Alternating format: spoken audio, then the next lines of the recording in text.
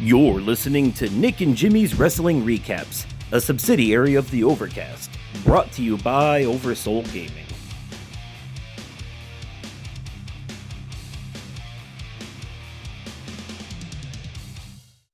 What's up, everybody? This is your host, Nick, with Nick and Jimmy's Wrestling Recaps. Unfortunately, Jimmy is not here tonight. In replace of Jimmy, not replacing, scratch that. In place for this episode, we have a good friend of mine, Joe. He is a really good friend of mine from Rockford. Let's get right into this. The first match of the night was CM Punk and Sami Zayn versus Seth Rollins and Braun Breaker. Joe, what are your thoughts on this? Well, overall, I thought it was a very chaotic match to start with. I mean, Yes. here you have Sami Zayn and Seth Rollins, who go back 20 plus years and have had a tumultuous relationship. The same with CM Punk and Rollins. These guys have expressed hatred for each other for, the better part of a decade and more since Punk came back. So, Absolutely. These four guys or three guys adding Braun Breaker, just was a pretty good way to start off the show. Oh, hell yeah. And the normally in a WWE storyline, the beef is not real. With Seth Rollins and CM Punk, they've got some history. They go way back, and there's some real life beef in there. So there's some real life hatred here. So yeah, this definitely made for a good match. I mean, I think it would have been 10 times better if it would have just been, Rollins and Punk, in my opinion. But, you add Braun Breaker into the mix, and then you had Sami Zayn, who's just been getting his ass kicked by Breaker the last 3 or 4 weeks. And, it just makes for good TV. Absolutely. So how do we feel about Bronson Reed joining the faction? I mean, Bronson Reed coming back from, if I remember correctly, a broken toe from War Games, I think it's a good idea to throw him right into a faction where you have somebody like Braun Breaker, who's just a juggernaut, and then you have somebody like Seth Rollins, who is the architect of any faction that he's been a part of, and then you have, of course, the wise man Paul Heyman to round out the group. Do I think they're done building? No, I don't think they're done building, but I think they're starting probably the next most dangerous faction besides the Wyatt Six as of right now.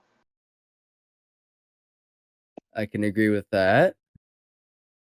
Now, what this kind of threw me for a loop, because Seth Rollins and Bronson Reed have an ugly history. Like, Seth Rollins has taken multiple beatings from this dude, and what changed all of a sudden? Well, I mean, you could also argue the same as far as the hell that Paul Heyman has put Seth Rollins through and the hell that Seth Rollins has put Paul Heyman through. I mean, Yeah, at the that's end true. of the day, Bronson is still relatively young in his journey within WWE, and you have guys like Seth Rollins, who has done it all in WWE, and then you have somebody like Paul Heyman, and when you have a mind like Paul Heyman, why not pass along some of that knowledge to arguably one of the greatest big men as of right now in Bronson Reed? Mm-hmm. So I think it will be good for Bronson. He'll be able to, learn from one of the greatest minds in WWE history, the guy that ultimately, has produced some of the biggest names in wrestling history. This is also, it'll help him make a name for himself. Wow, words are hard tonight.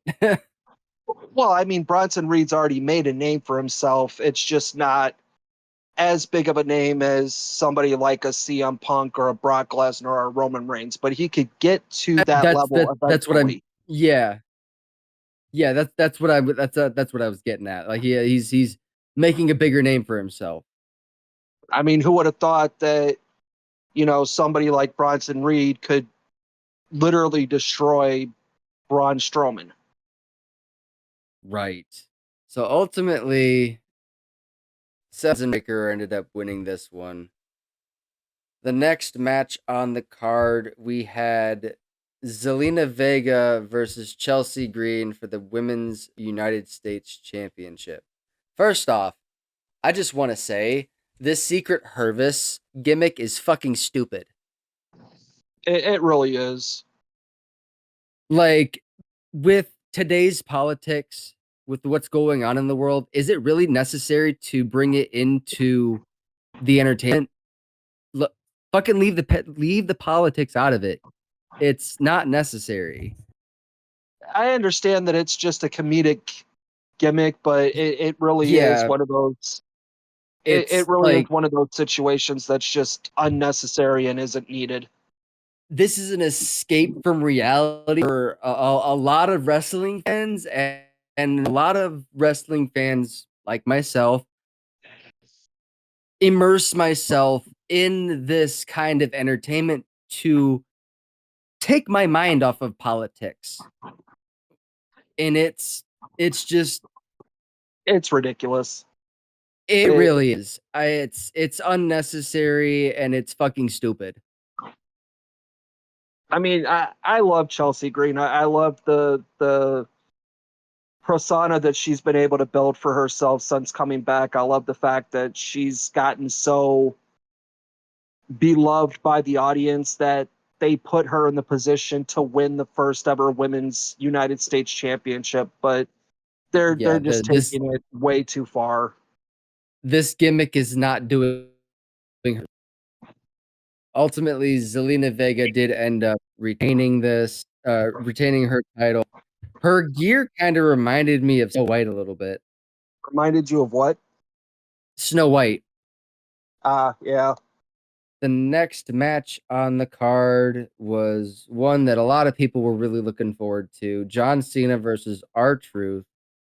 R-Truth came out to John Cena's theme music, cosplaying as John Cena. I mean, I love R-Truth, but R-Truth is a modern day Eugene. I'm sorry. Yeah, I he's he's something special. But what happened to him supposedly rioting because John won last night? He didn't do any rioting at all. Yeah. Honestly, with Truth, I think that Truth is one of those guys where you know what you're going to get out of him week in and week out. And as much as I love R-Truth, it's boring by this point. See, here's what I thought was going to happen with this match. I thought that R-Truth was going to get the 1-2-3 pin by complete accident. Cuz that was a missed opportunity, I think. But hearing the crowd chant at John Cena, "You can't wrestle, yes you can," was actually quite entertaining. The whole John Cena heel right now is entertaining and comedic because John's talked about it more than once in his 25 plus careers about how close he came to becoming or turning heel. And if anybody's earned the right or the honor to go out on their own terms and go out the way they want to go out, it's John. Yeah. One thing I forgot to mention for the match with Zelina Vega and Chelsea Green. Chelsea Green actually broke her words are hard. Broke her nose during that match. Did she? Yes. I mean, I saw the blood on her nose, but I didn't think too much of it when I saw it. Yeah. She broke her nose. Well, it's not the first time she's broke her nose. It's not the second time either, if I remember correctly. I think this is the third time she's broke it. Fair enough. Jeez, yeah, no. Wouldn't be surprised if on the next round of budget cuts, I mean, she's accident prone. Maybe. I don't know.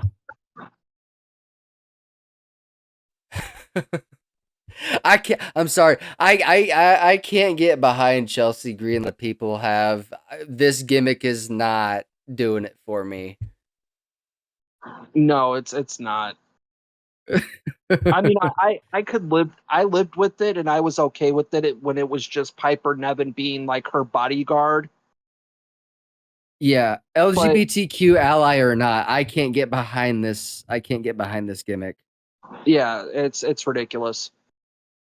So, continuing on with the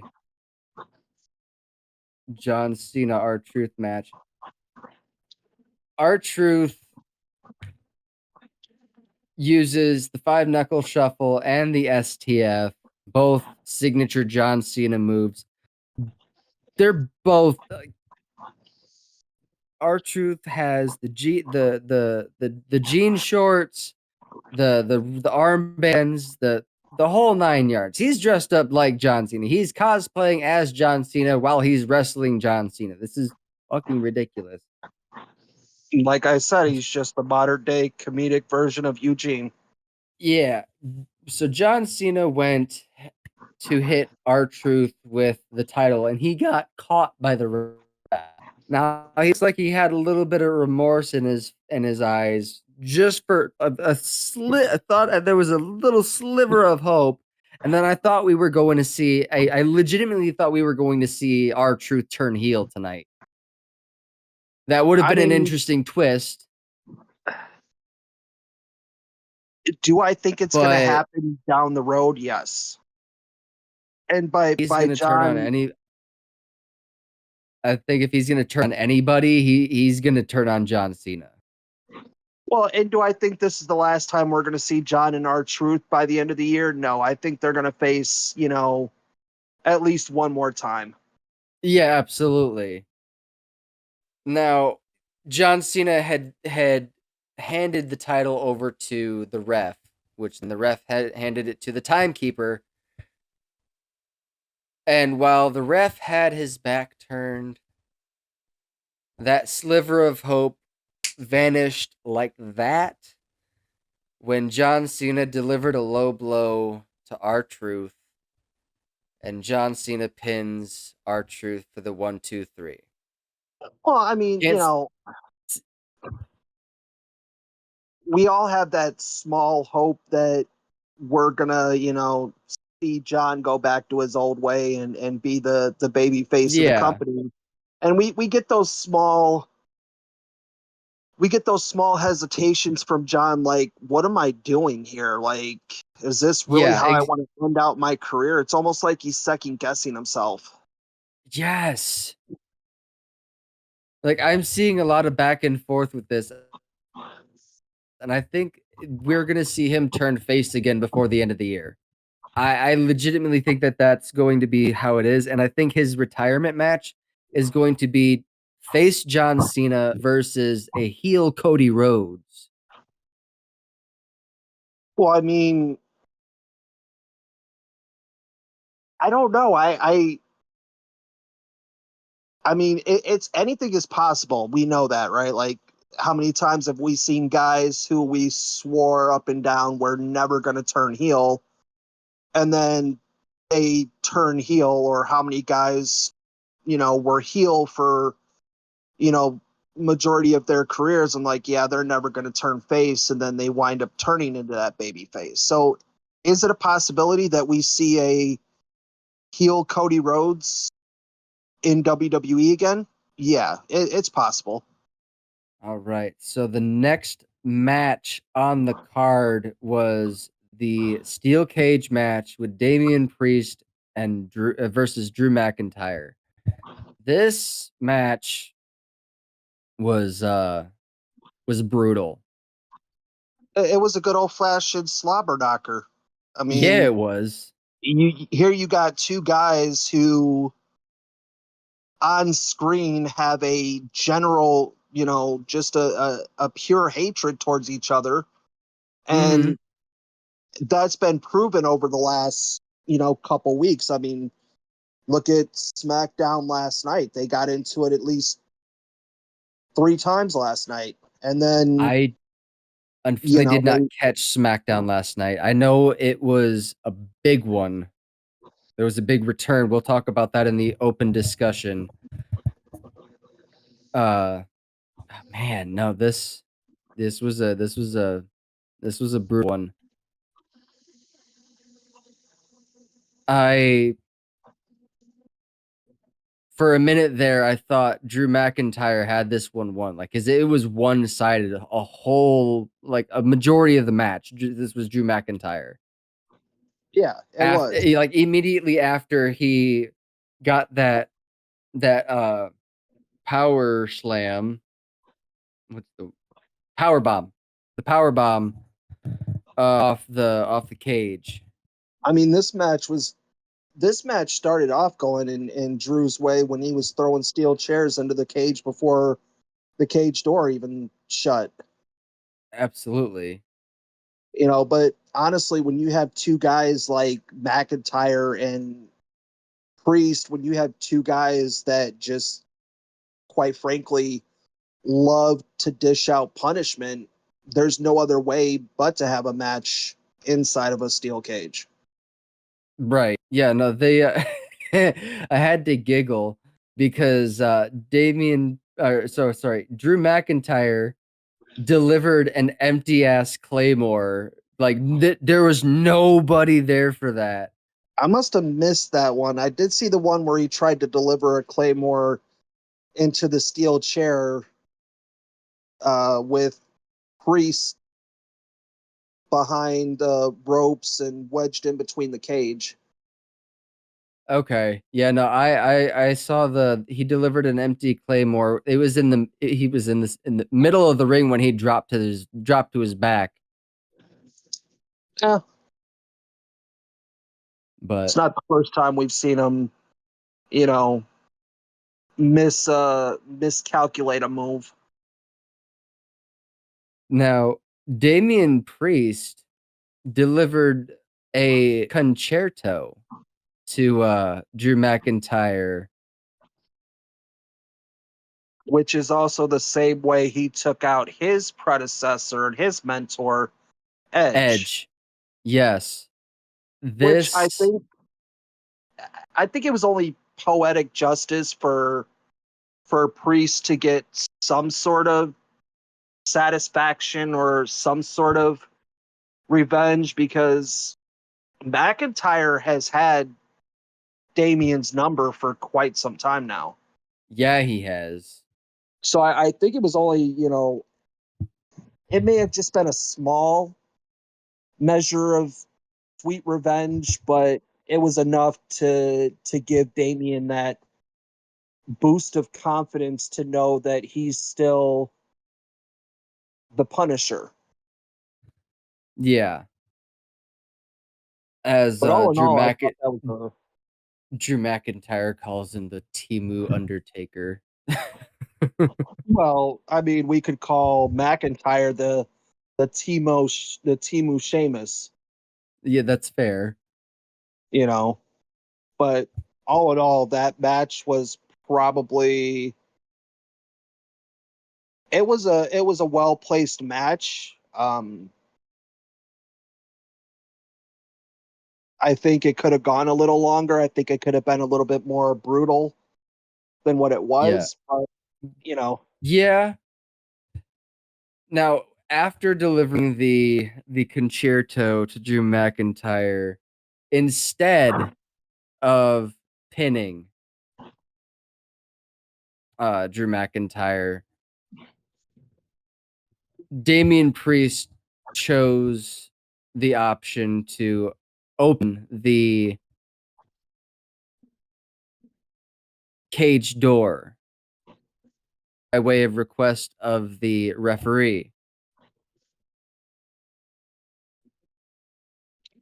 I think the interesting fact was he got down the first two or three steps and then stood there contemplating whether or not he was going to go back in to deliver more punishment.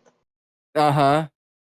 So I don't know if maybe he was thinking about taking the match a few minutes longer, or if that was just his cue to stand there and, build the anticipation of whether or not he was going to go back in or Yeah. continue down the stairs.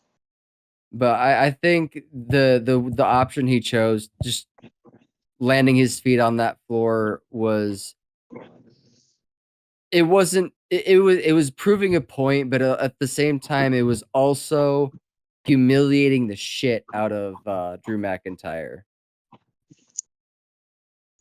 Well, it was definitely a statement because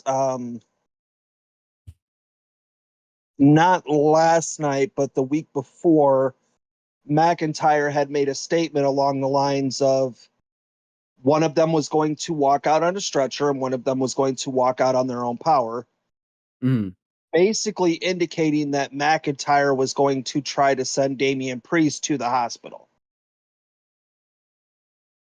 yeah. So it was definitely a statement maker, basically telling McIntyre, yeah, well, one of us is definitely leaving with some help while the other one is leaving under their own weight. And of course, we saw McIntyre have to be helped up. Hmm. Most angrily, by the way, he was not happy. No, definitely not. He was pissed. Yeah, he was. Probably had a massive headache after that concerto. Oh, I would believe it. Yeah. He's like, nope, I want to go out on my own. I don't want to be pulled out on a stretcher. So, for the main event, we have Jey Uso versus Logan Paul for the World Heavyweight Championship. First, I want to say, fuck Logan Paul. That makes Um, two of us. fuck Logan Paul. I I was okay. I I I have to backtrack for just a second for this past Monday. I was kind of half-assed hoping Logan Paul would win this for one reason and one reason only, just to see him get his ass handed to him by Gunther. Because the winner of this match is going to face Gunther at Money in the Bank for the title. But I'm glad the match turned out the way it did. John Cena uh uh this was these two put up one hell of a match, and when Jay finally had the opportunity to get the 1, 2, 3, the John Cena pulled the ref out of the ring and then proceeded to enter the ring and attack Jey Uso. And then we hear Cody Rhodes music hit, and he comes out and gets a crossroads on John Cena.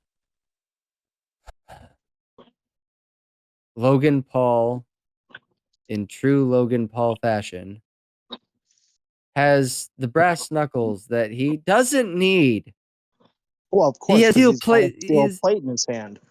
He's got the steel plates in his hand. Like, dude, it's not necessary. Your hand is a legal is your hand is a deadly weapon if used hard enough. Well, I think the interesting part is how quickly we almost came to getting Logan Paul as the world heavyweight champion when he did hit Jey Uso with that fist, and Logan Yeah. came within milliseconds of winning that title. That's how close Jay came to losing it, just within that you know one punch. Yeah. And then with the brass knuckles, Logan Paul was going to attempt to take out Cody Rhodes.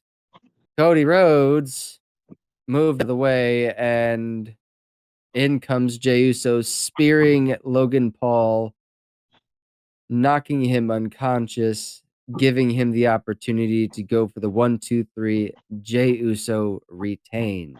I am glad that Jey Uso retained because I'm not quite ready for his title reign to be over. I'm enjoying the Yeet champion. I mean, I think we all um, are, but now we have the real possibility of that ending in 2 weeks, anyways, when he does get his rematch against Gunther. but here's what's to say if Jey Uso can beat him again, like he did at WrestleMania.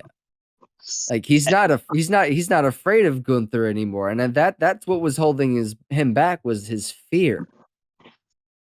I also think that Gunther highly underestimated Jey Uso back at WrestleMania, and now that Gunther knows what Jay is capable, and now that he knows what he's up against, I think it could very well turn out to be an entirely different story. That's a good point. Yeah, I can agree with that. I mean, because let's be honest, when has Gunther taken anybody seriously in WWE? Never, Exactly, because because he Gunther used like knows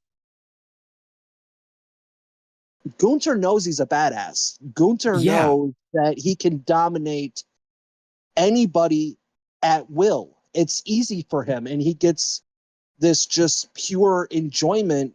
It's almost like a sick, sadistic, enjoyment out of it because he knows what he's capable of. So if he knows that he's capable of demolishing anybody, he doesn't need to take anybody seriously. And that was his downfall at WrestleMania, was the fact that he underestimated, Jey Uso. yeah. He very well did. Yeah, man, this was this card was stacked. And now I normally wouldn't have considered doing a recap for Saturday night's main event because not all of them have been too notable, at least in my opinion. But when I looked at the card, I'm like, dude, this is something people are going to want to hear. uh, since they've come back with Saturday Night Main Event, this is probably no, The this best isn't card, probably this is the best show that they've put on since bringing it back. yeah, no, this is by far the best card, and it's extremely noteworthy because it was loaded with ongoing like storylines. And it wasn't just all ongoing storylines, it was all main event top card competitors. Yeah, yes, and I am, I am glad that they did this. Now, personally, I think Saturday night's main event should be reserved for those that don't get too much TV time, at least in my opinion, because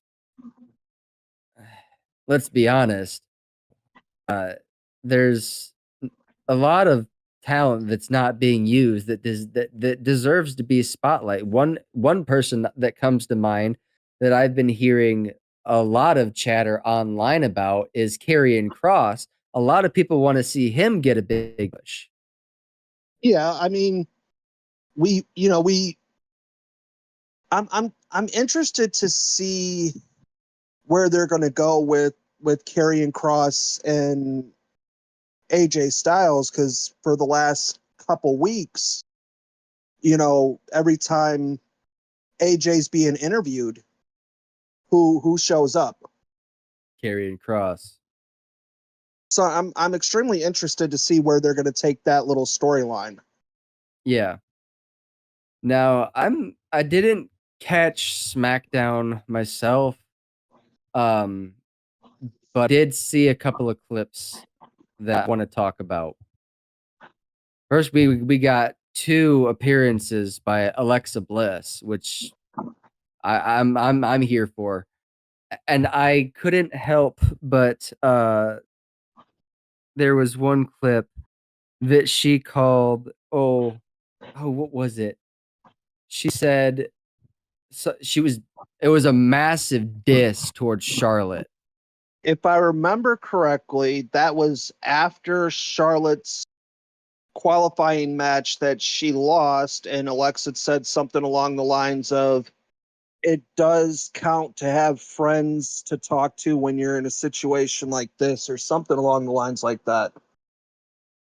I heard it was something Oh no, along the lines it, like a narcissist that decides to call herself a queen.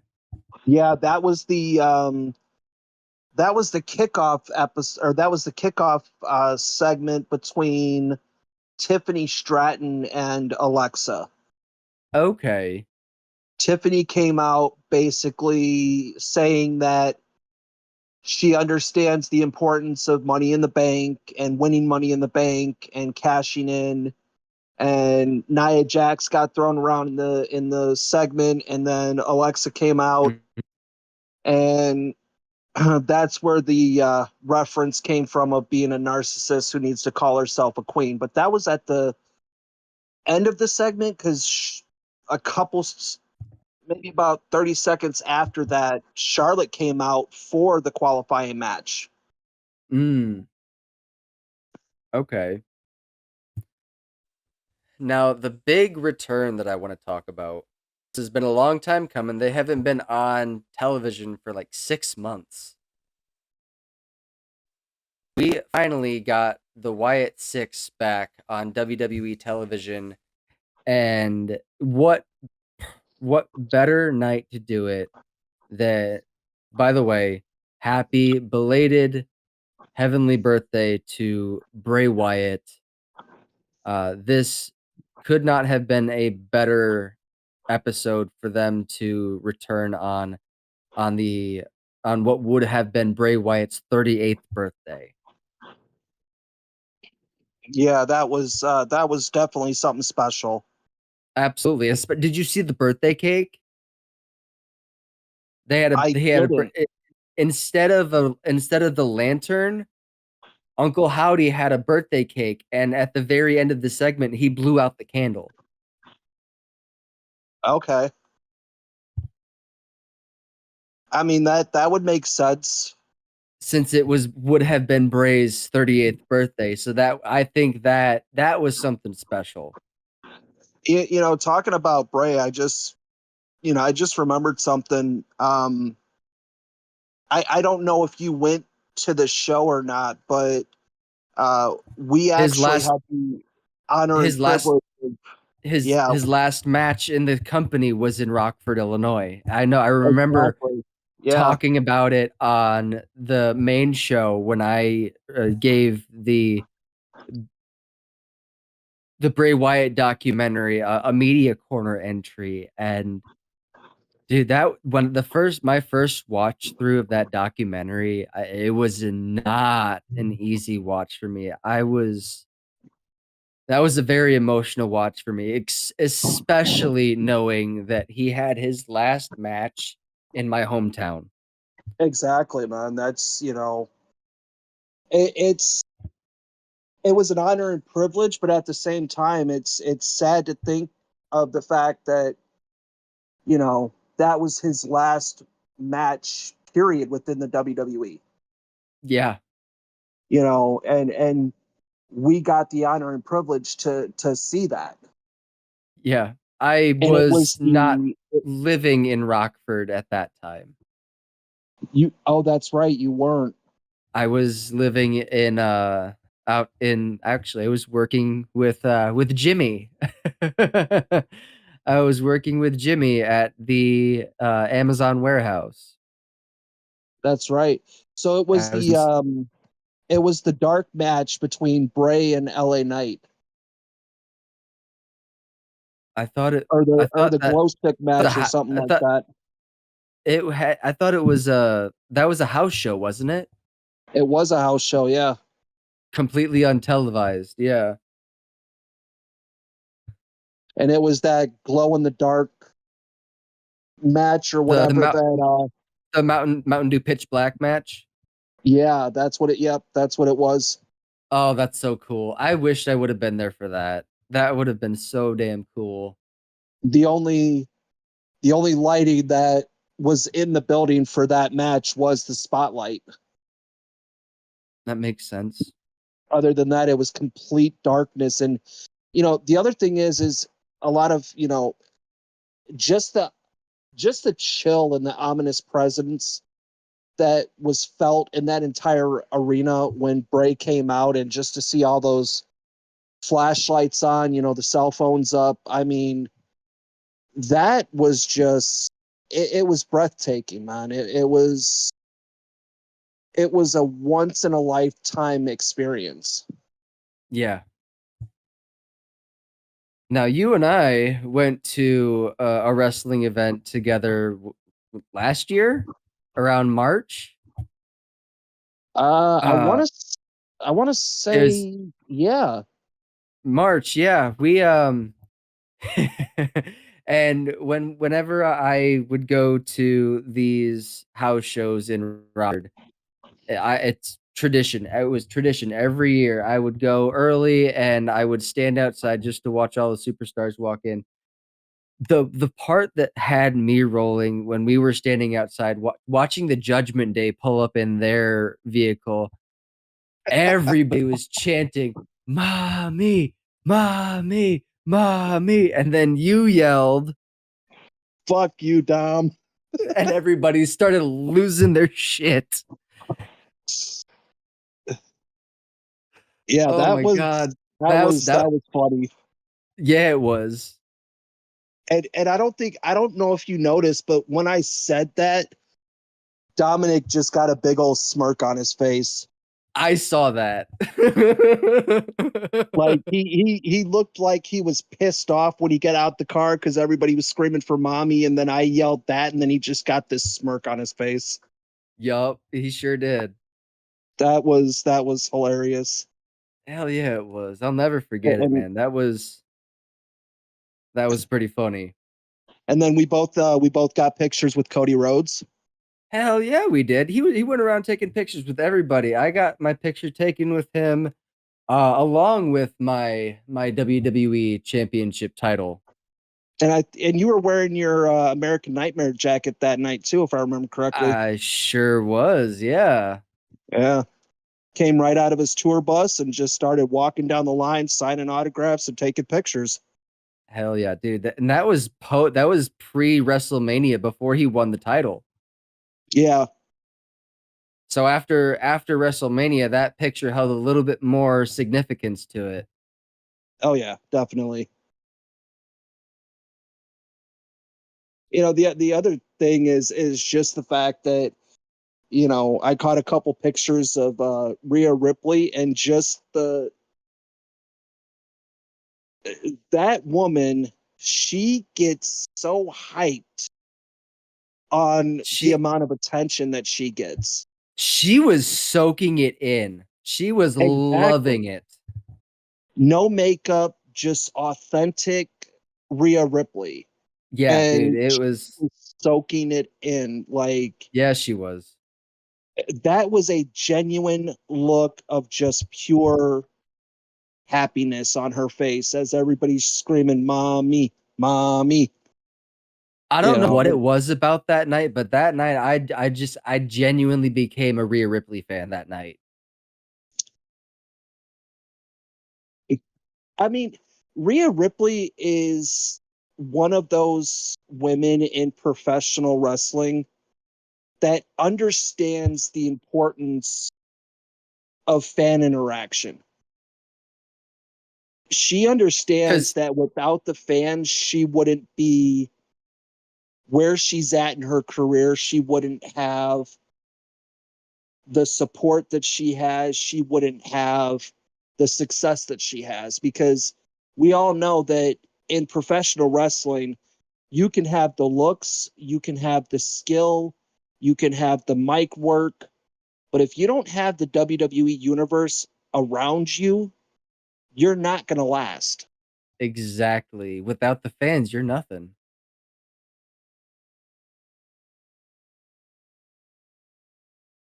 But I yeah, love it that was how whenever fans interact with Rhea Ripley in the general public, Buddy Matthews is right there in the background just making it awkward.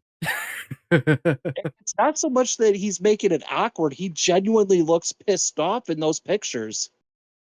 Yeah, I've seen several of fans, you know, posting pictures of them, meeting Rhea at, whether it be a Walmart or at the mall or airport or whatever, and you just see Buddy standing in the background with this look on his face like, is nobody gonna ask me for a picture? see, okay, I did see a little clip of an interview that he did with a well-known uh podcaster. You I talking about forget. Scott? No, Chris Oh, Chris. Van. Chris. Yeah. Yeah, Chris. He knows it comes with the territory, and he even said in the interview, like, he'll stand in the background of the pictures just to make it as awkward as he possibly could. Well, and I think that's Even if it why. means mean mugging the camera. Exactly. And I think that's what makes Buddy Matthews so great, is the fact that he understands that mommy is she's more popular than Buddy is. Yeah, Like, absolutely. she's Rhea Ripley is that much higher on the scale than where Buddy Matthews is, because Rhea knows what it takes to succeed. Buddy does too, but it just comes naturally more for Rhea than it does for Buddy. Yeah, That's just my opinion. yeah. Absolutely. I agree with that statement. See. Is there any other news or anything else that you'd want to see next in the I've WWE? been hearing a lot of rumors that Goldberg's finally going to have his last match in Atlanta, but I mean, is that just rumor and speculation, or have you heard anything that I would bring any kind of truth to that? I heard it was going to be at the next Saudi Arabia pay-per-view, and his retirement match. This is his last match in the WWE, from my understanding, to put Gunther in his place for putting his hands on Michael Cole and Pat McAfee. That's what I'm Well, hearing, but I'm also hearing rumblings in the woodwork that how Gunther treated Pat McAfee and Michael Cole might be a good setup to bring back Wade Barrett. I heard that it's going to be at the next Saturday night main event Oh, or one of the okay. next two, because I guess it's in July. It's supposed to be in Atlanta. And Okay. if you remember correctly, a couple months back, um, Goldberg was actually in attendance, and Gunter put his hands on Goldberg. He sure did. That very well could be his last match is against Gunther, his retirement match. But I mean, honestly, that would be something that they would just kind of throw together at the last minute because, you know, Yeah. if it, They really haven't nothing's they been said. really haven't done any they haven't really done any building up, hyping it up. Exactly. So I mean, you can't just To that time, like I think the build up for that might start after Money in the Bank. yeah, you never know. I mean, we could all get Goldberg at Money in the Bank, and he could interfere in the Jey Uso Gunter match. Yeah, that's a possibility. Yeah. I don't know. I want to see where they're going to take the SmackDown tag team division, because right now it just seems it seems drained. It seems like they're just going back and forth from one tag team to the next, and to me it's like they don't have a definitive idea on how they want to play the tag team division. Yeah. Now, I will say this: I am looking forward to uh, Battleground. See, I don't That's gonna really be pay too much attention to NXT. Yeah. I'm all in with NXT right now. I'm fully invested in what's going on down there and how Ava's running the show. Let's hear some of the ideas you have for NXT for Battleground. Well, the major match that I'm one of the major matches that I'm looking forward to is Tony D'Angelo versus Stacks. Okay. And I think what's going to happen is I think Stacks is going to take over the D'Angelo family, and I think Tony D'Angelo is going to get called up to the main roster. Because the way they've been Okay. playing it the last couple weeks or the last month is Stacks basically accusing Tony of becoming soft and the family needing new blood as far as leadership goes. Yeah. And then you have Obafemi, who's defending his title against Miles Bourne, Okay. if I'm saying that correctly. And which title is that? That's for the NXT title. Okay. And Miles, I don't know if you know or not, is Randy Orton's son. Really? Yes. Okay. That's awesome. And then you have Stephanie Valquer going up against Jordan Grace.